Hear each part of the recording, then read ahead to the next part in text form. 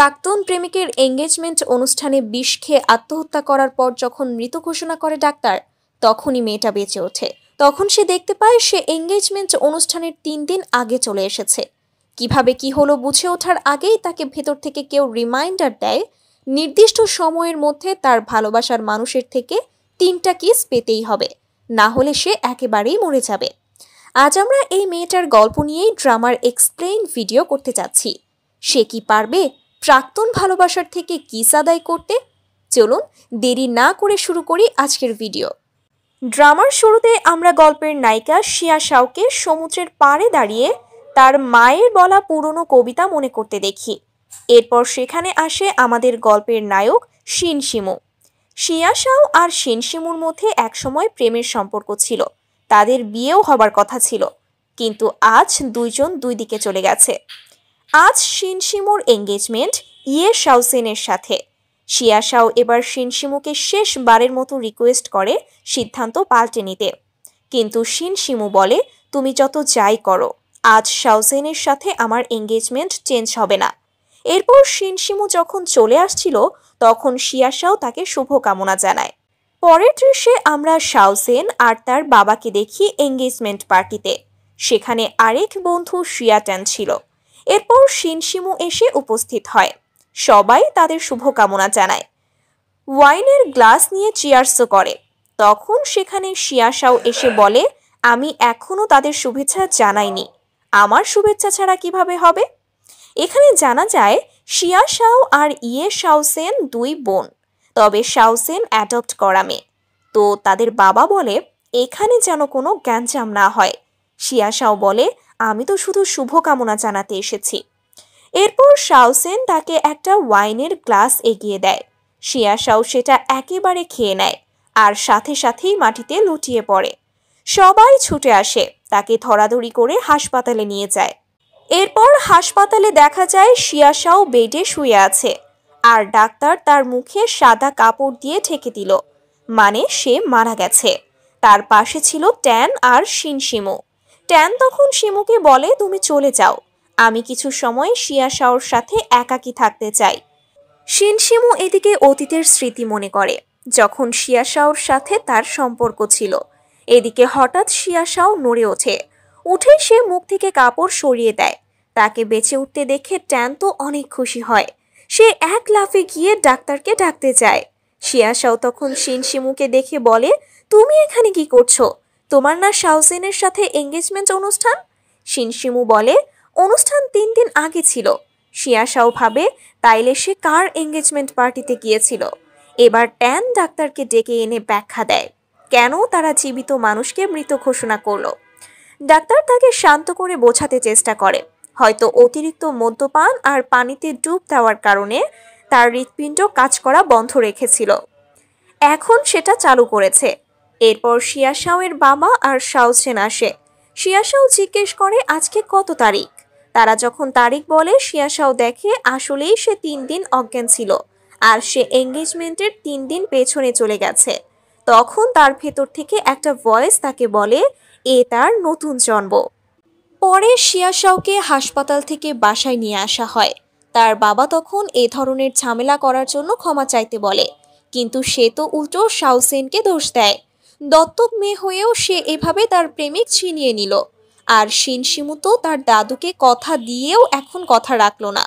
এরপর শিয়া শাও রাগ করে ঘরে চলে আসে। ট্যান তার পিছু পিছু আসে। শিয়া শাও এসে ব্যাগপত্র গোছাচ্ছে। তখন ট্যান জিজ্ঞেস করে কিসের ব্যাগপত্র গোছাচ্ছ? শিয়া শাও বলে নতুন জন্মের মানে জানো? নতুন জন্ম মানে অনেক ঘোরাঘুরি। তুমি কি আমার সাথে ঘুরতে যাবে? ট্যানও রাজি হয় আর তারা থাইল্যান্ড যাবার সিদ্ধান্ত নেয়। কোথায় কোথায় ঘুরতে যাবে প্ল্যান করে, যে যার মতো ব্যাগ গোছাতে যায়। কিন্তু তখন শিয়া শাও ভেতরের আওয়াজ শুনতে পারে এখনও তার নতুন জন্ম কনফার্ম হয়নি। এর জন্য তাকে তার লাভারকে 3 বার কিস করতে হবে। প্রথম কিস করতে হবে 48 ঘন্টার মধ্যে, তাহলেই পরবর্তী 48 ঘন্টা সেফ। এরপর 24 ঘন্টার মধ্যে।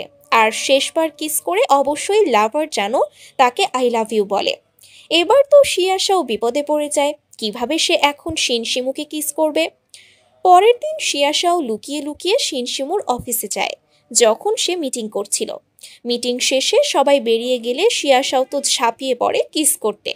শিনশিমু তো শক্ত করে ধরে বলে, পাগল হয়ে গেলে নাকি, আমাদের মধ্যে আর এমন কিছু নেই। শিয়াশাও বলে, একটা কিসই তো। এইভাবে দুজনের মধ্যে দ্বন্দ্ব হতে থাকে। এদিকে অফিস স্টাফরা লুকিয়ে দেখার সময় শব্দ করে ফেলায় শিয়াশাও আর শিনশিমু থেমে যায়। এরপর শিনশিমু শিয়াশাওকে টানতে টানতে নিয়ে যায় আর অফিসের সবার সামনে এভাবে অপমান করার জন্য কথা শোনায়। শিয়াশাও জিজ্ঞেস করে, আমাদের সবকিছু ঠিক ছিল, তাও আমাদের বিয়ে হলো না কেন? এর পেছনে কোনো কারণ আছে কি, যা আমি জানি না? শিনশিমু বলে, এমন কিন্তু কিছু নেই। এরপর শিনশিমু চলে যাবার সময় শিয়াশাও বলে, আমি হাল ছাড়ব না। সেদিন রাতেও পানিতে পড়ে যাবার অভিনয় করে কিস করতে চায়, আর সেটা আবার শাওজেন দেখে ফেলে। শিনশিমু এটা নিয়ে রাগ করে, ভবিষ্যতে এমন আচরণ করতে বিরত থাকতে বলে। এদিকে তো শিয়াশাওয়ের ভেতরের আওয়াজ বারবার রিমাইন্ডার দিচ্ছে। পরের দিন শিয়াশাওকে ডেকে শাওজেন তার জামা নষ্ট করার অপবাদ দেয়, এমনকি থাপ্পড় মারে। তাদের বাবা এসেও শাওজেনের পক্ষ নেয়, কিন্তু আসলে শাওজেন নিজেই নিজের জামা নষ্ট করে শিয়াশাওয়ের নামে মিথ্যা অপবাদ দেয়। এরপর শিয়াশাও ট্যানের সাথে দেখা করে আর রাগে গজগজ করতে করতে ঠকঠক করে গ্লাসের পর গ্লাস জুস খেতে থাকে। ট্যান তাকে থামিয়ে জিজ্ঞেস করে আসলে কি হয়েছে। এরপর শাওজেনের ব্যাপারটা বলে। এরপর বলে সে আসলে মৃত্যু আর জীবনের মাঝখানে আছে। তার হাতে সময় 3 দিন, আর এর মধ্যে শিনশিমুকে তার কিস করতে হবে, না হলে সে একেবারেই মারা যাবে। প্রথমে ট্যান বিশ্বাস না করলেও পরে শিয়াশাও এমন কিছু কথা বলে যে কারণে ট্যান বিশ্বাস করতে রাজি হয়। এরপর কি প্ল্যান করবে জিজ্ঞেস করে। এরপর দুজনে কিছু গিফট কিনে বাড়ির বাইরে দাঁড়িয়ে শাওজেনের বাইরে আসার অপেক্ষা করতে থাকে, কিন্তু সে তো বাইরে আসেই না। শিয়াশাও অপেক্ষা করতে করতে ঘুমিয়ে যায়। সেদিনের মতো বের হবার চান্স না দেখে প্ল্যান ক্যান্সেল করে দেয়। পরের দিন শিয়াশাও একাই সব করবে। ট্যান যদিও চিন্তিত ছিল, কিন্তু শিয়াশাও বলে ভরসা রাখতে। রাতে বাড়ি ফিরে এসে শিয়াশাও তার বাবাকে বলে তার আর শিনশিমুর প্রতি ফিলিংস নেই। আজ একজনের সাথে কথা বলে আসছে, যার জন্য তার অনেক পরিবর্তন হয়েছে। এসব কথা উপর থেকে শাওজেন শোনে আর অনেকটা অবাকই হয়। পরের দিন শাওজেন যখন ড্রেস ফিটিং করছিল, তখন একটা অজানা নম্বর থেকে কল আসে আর তাকে এক জায়গায় যেতে বলে। প্রথমে ভাবে শিয়াশাওয়ের প্ল্যান না তো, কিন্তু তারপরও সে যায়। খুঁজে খুঁজে একটা বাড়িতে একটা রুমের সামনে যখন দাঁড়ায়, তখন কেউ একজন ধাক্কা মেরে তাকে ঘরে ঢুকিয়ে তার ফোন নিয়ে নেয় আর কাকে যেন মেসেজ করে। শাওজেন জিজ্ঞেস করে, কে তুমি, কি চাও? সে বলে, আমি কে তা দিয়ে কাজ নেই, তুমি আজ রাতের আগে এখান থেকে যেতে পারবে না। শাওজেন তো ভয়েস শুনে চিনে ফেলে এটা ট্যান। এবার তো রেগে গিয়ে তাকে ছেড়ে দিতে বলে, কিন্তু ট্যান একটা উল্টো পাল্টা গল্প বানিয়ে আর চিপস কুকিজ দিয়ে শাওজেনকে আটকানোর চেষ্টা করে। ওদিকে শাওজেনের ফোন থেকে শিয়াশাও মেসেজ পেয়ে তার প্ল্যান শুরু করে। এর মাঝে তাদের বাবা শাওজেনকে না পেয়ে খোঁজে গেছে। আজ তার এঙ্গেজমেন্ট, কিন্তু সে নিখোঁজ। অন্যদিকে এঙ্গেজমেন্ট অনুষ্ঠানে বসে সব অতিথিদের আসতে দেখছে শিনশিমু। এর মাঝে শাওজেনকে কল দেয়, কিন্তু পায় না, শুধু মেসেজ দেয় আসতে দেরি হবে। এটা নিয়ে পরে যখন শিনশিমু আর শাওজেনের বাবার কথা হচ্ছিল, তখন শিয়াশাও রুমে আসে শাওজেনের পোশাক পরে, তাই তাকে শাওজেন মনে করে। বাথরুমে ঢুকে দরজা লক করে ভাবতে থাকে কি করবে। সময় আর মাত্র 6 মিনিট, এর মধ্যেই কিস করতে হবে। এমন সময় বউকে মঞ্চে ডাকা হয়। শিয়াশাও তো ওড়নার মুখ ঢেকে দৌড়ে চলে আসে। এরপর যখন শিনশিমুর সামনে আসে, তখন তো অবাক। শিনশিমু বলে, তুমি এখানে এভাবে কেন? আমি তো বলেছি তোমাকে বিয়ে করা সম্ভব না। কিন্তু শিয়াশাও বলে, আমি তার জন্য মরে যেতে পারি না। এই বলে কিস করে। এখানে উপস্থিত সবাই অবাক হয়ে যায়। শাওজেন আসে ট্যানকে নিয়ে। এই দৃশ্য দেখে তো অনেক আশাহত। এরপর ট্যানকে নিয়ে সেখান থেকে দ্রুত পালিয়ে যায় শিয়াশাও। রাতে চুপি চুপি বাড়ি ফিরছিল, কিন্তু ড্রয়িং রুমে বসেছিল শাওজেন আর তাদের বাবা। শিয়াশাওকে দেখে ডাক দেয় আর এঙ্গেজমেন্ট অনুষ্ঠানে এসব করার কারণ জিজ্ঞেস করে। শিয়াশাও তো বলে শাওজেন তার প্রেমিক নিয়ে গেছে। আজ তার এঙ্গেজমেন্ট হবার কথা ছিল, কিন্তু তার বাবা বলে শিনশিমু আসলে শাওজেনকে পছন্দ করে। এরপর তো শিয়াশাও রাগ করে সেখান থেকে চলে যায়। এরপর শাওজেনের রুমে গিয়ে এলোমেলো করে কি যেন খুঁজতে থাকে। এরপর ফলিক অ্যাসিডের বোতল পায়। শাওজেন তখন এসে যায় আর বলে, আমি প্রেগনেন্ট আর আমি আগে থেকেই শিনশিমুর সাথে থাকছি।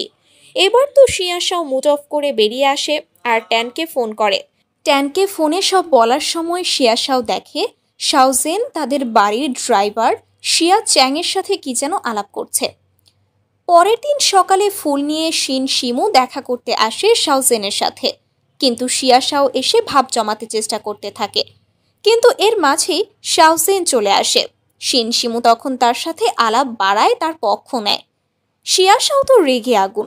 এরপর শিয়াশাও এগিয়ে শিনশিমুকে বলে তার মারা যাওয়ার ব্যাপারটা। তো শিনশিমু বলে, রেস্ট নাও, তুমি অনেক বড় ট্রমা থেকে উঠছ। শিয়াশাও এরপর ট্যানের কাছ থেকে পরামর্শ নিতে চায়। ট্যান বুদ্ধি দেয় শিনশিমুকে জেলাস ফিল করাতে। এখন ট্যান আর শিয়াশাও দুজনে তার সামনে রোম্যান্টিক আচরণ করতে শুরু করে, কিন্তু শিনশিমু একেবারেই পাত্তা দেয় না। কিন্তু এরা তো হাল ছেড়ে দেওয়ার পাত্র না। এরা শিনশিমুকে ফলো করতে করতে রেস্টুরেন্টে চলে আসে। সেখানেও শিনশিমুকে জেলাস ফিল করাতে পারে না, তাই সেদিনের মতো প্ল্যান ক্যান্সেল করে দেয়। নেক্সট দিন তারা অফিসে যায়। এবার তো গেম খেলার নাম করে শিনশিমু আর শিয়াশাওকে দড়ি দিয়ে বেঁধে দেয় ট্যান। শিয়াশাও কিস তো করে, কিন্তু এরপর জিজ্ঞেস করে শিনশিমু কি এখন তাকে ভালোবাসতে শুরু করেছে কিনা। শিনশিমু না বলে দেয় আর শিয়াশাও রাগ করে চলে যায়। কিন্তু শিয়াশাও যাবার পর একটা পেন ড্রাইভ পায় শিনশিমু, আর সেটাই দেখতে পায় শাওজেন আর চ্যাংয়ের ভিডিও।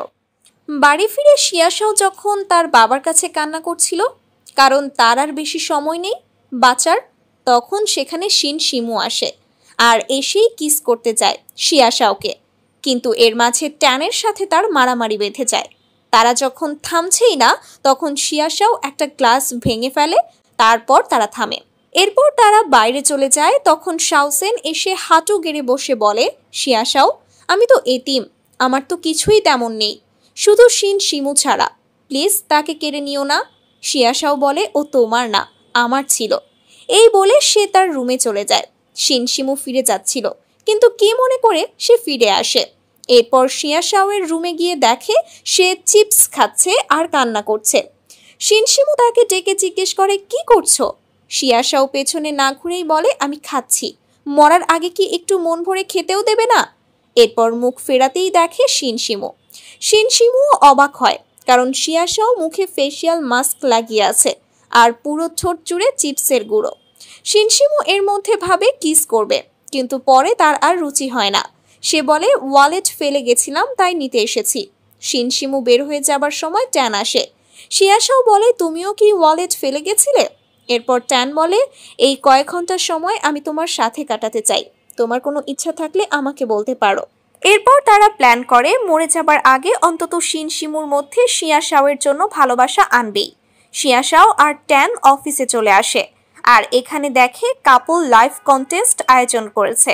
সেরা লাইফ কাপল পুরস্কার পাবে। এবার তো শিয়াশাও বলে, আমি শিনশিমুর সাথে কন্টেস্ট জয়েন করব, আর সে যদি রাজি না হয় তাহলে সবাইকে বলে দেব শিনশিমু আমার সাথে রাত কাটাতে চেয়েছিল। শিনশিমুকে গিয়ে এ কথা বলায় সে তো হুমকি শুনে রাজি হয়ে যায়, কিন্তু লাইভ অফিস থেকে করা যাবে না। এরপর তিনজনে লোকেশন খুঁজতে বের হয়। শিনশিমু তো বাকি দুজনকে অনেক জায়গায় ঘোরাচ্ছে, কিন্তু লোকেশন পছন্দ হচ্ছে না। এভাবে 2 ঘন্টার ওপর ঘোরানোর পরে একটা লোকেশন পছন্দ হয়। এরপর সেখানে ক্যামেরা সেট করে লাইভ শুরু করে। প্রথমে দুজনেই খুব আনইজি ফিল করছিল, কিন্তু শিয়াশাও এবার বলে, তোমার মধ্যে কি রোমান্টিক কিছু নেই? এই বলে শিনশিমুর হাত নিজের কোমরে রাখে, তারপর জড়িয়ে ধরে। এই লাইভ আবার রুমে বসে দেখে ফেলে শাওজেন। সে তো রেগে মেগে অস্থির। বাথরুমে গিয়ে 1 বালতি পানি নিয়ে বের হয়। এদিকে শিয়াশাও চেষ্টা করে শিনশিমুর চোখে তাকিয়ে তার চোখে ভালোবাসার জন্ম দিতে। এমন সময় হুট করে বালতি ভরা পানি ছুঁড়ে দেয় শিনশিমু আর শিয়াশাওয়ের দিকে। শিনশিমু তখন শিয়াশাওকে আগলে ধরতে গিয়ে নিজে ভিজে যায়।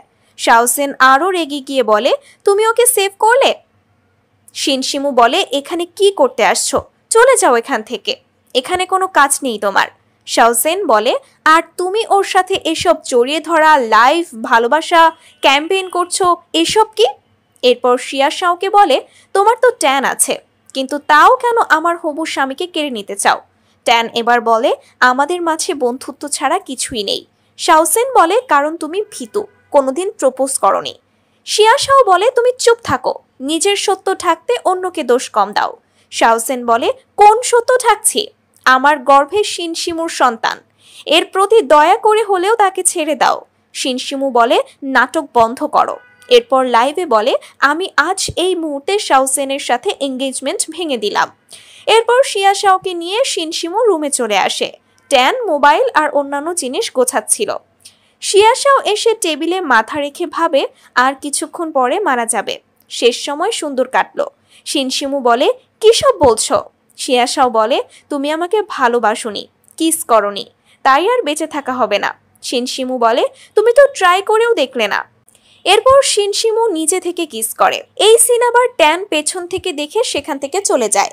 শিয়াশাও তো অবাক, কারণ শিনশিমু নিজে থেকে কিস করেছে।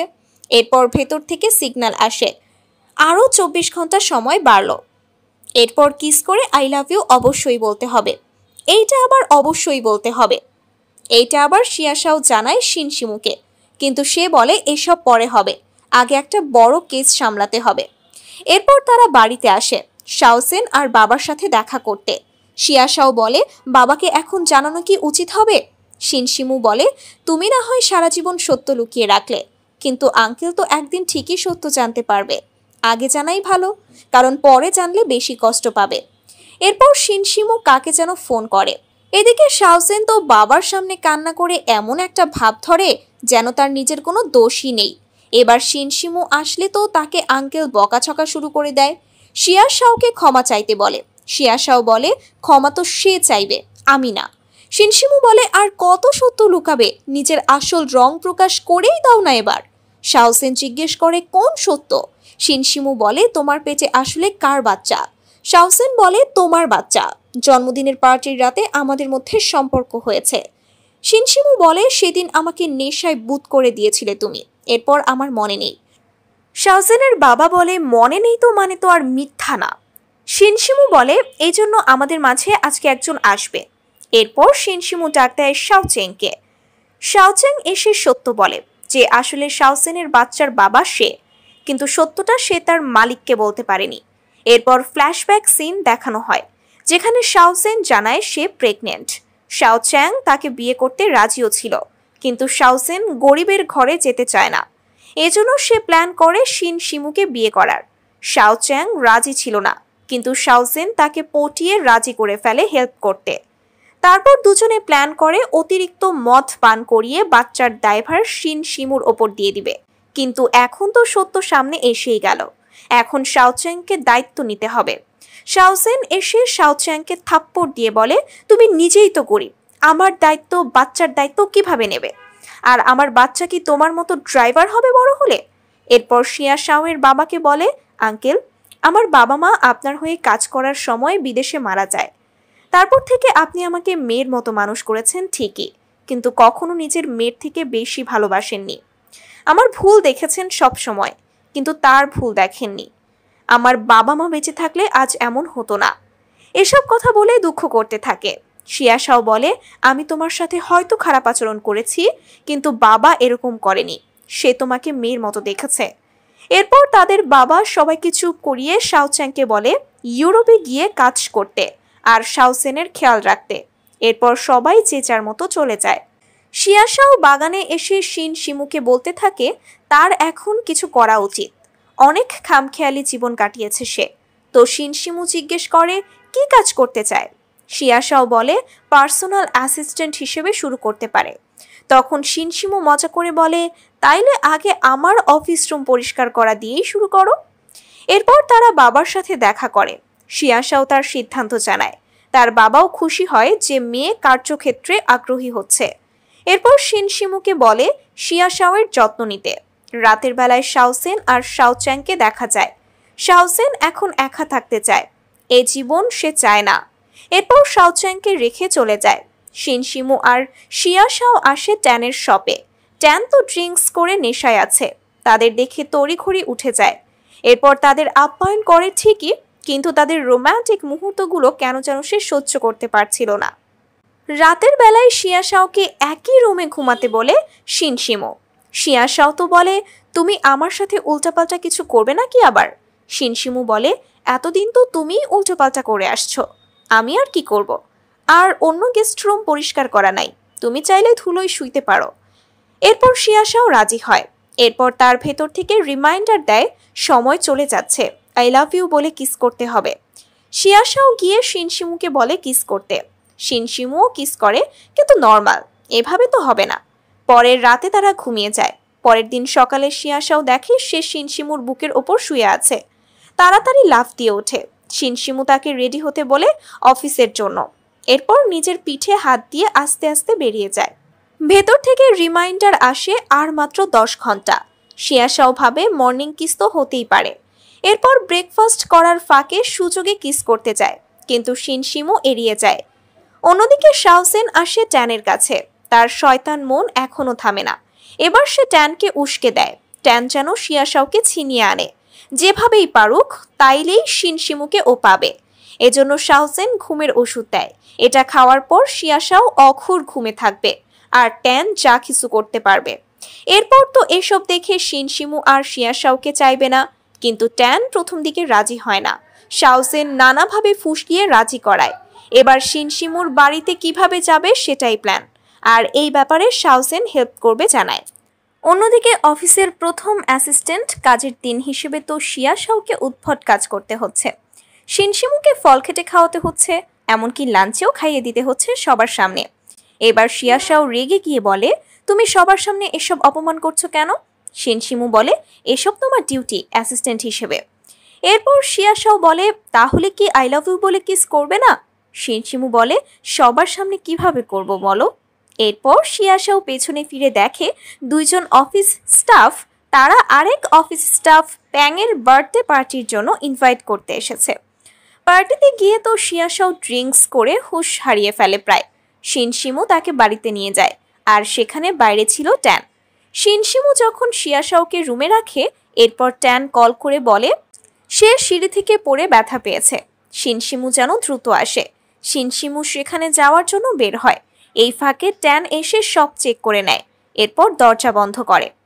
এবার যখন গ্লাসে ওষুধ মেশাতে যাবে, তখন সেখানে শিয়াশাওয়ের বাবা চলে আসে। ট্যান তো ঘাবড়ে যায়, কি করবে? শিনশিমু গিয়ে দেখে সেখানে শাওসেন দাঁড়ানো। শাওসেন এবার তো হাত পা ধরে ক্ষমা চায়, সুযোগ চায়। শিনশিমু বলে, তোমাকে আমি পছন্দ করি না, করতামও না। তুমি এরকম একটা মিথ্যা নাটক সাজালে তাই বিয়ে করতে বাধ্য হই। আসলে আমি শিয়াশাওকে পছন্দ করি। এরপর শাওসেন বলে, এরপর কি সত্যি আর পছন্দ করবে? এই যে একা রেখে এসেছো, ট্যানের সাথে যদি শিয়াশাও কিছু করে বসে? এমন সময় ট্যানের কল আসে। শাওসেন সেটা দেখিয়ে বলে এতক্ষণে কাজ হয়েও গেছে, কিন্তু কল রিসিভ করে জানা যায় শিয়াশাওয়ের বাবা সব পানি খেয়ে এখন অজ্ঞান প্রায়। Plan dismiss. এরপর তো দ্রুত শিনশিমু আর শাওসেন সেখানে আসে। শিয়াশাওয়ের হুঁশ কিছুটা আসে। বাবার এই অবস্থা দেখে তো সে অনেক কষ্ট পায়। ট্যান অনেক বোঝানোর চেষ্টা করে তার দোষ নেই, সব শাওসেনের বুদ্ধি। শিনশিমু তো তাকে দূরে ঠেলে রাখে। এরপর শিয়াশাওয়ের বাবাকে নিয়ে হাসপাতালে যাওয়া হয়।